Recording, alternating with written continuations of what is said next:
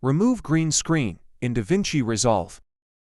On the Edit page, grab the footage with green screen and place it on top of the background footage.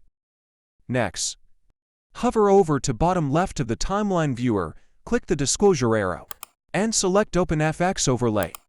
After that, navigate to the top left of the interface.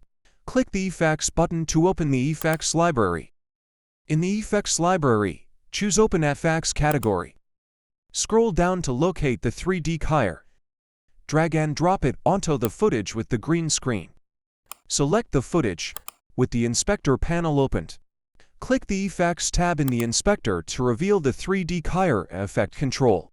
By default, the color pick is already selected.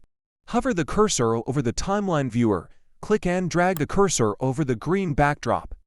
The image will transform to black and white as you draw, and the black area will be your selection.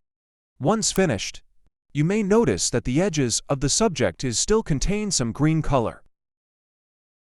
Now we will refine the selection using Behavior Options control. Select Soft and adjust the dispel to 1. This setting produces good results in most cases. After that, change the color space to HSL.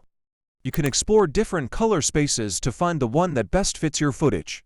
This is how it looks after we refine the edges.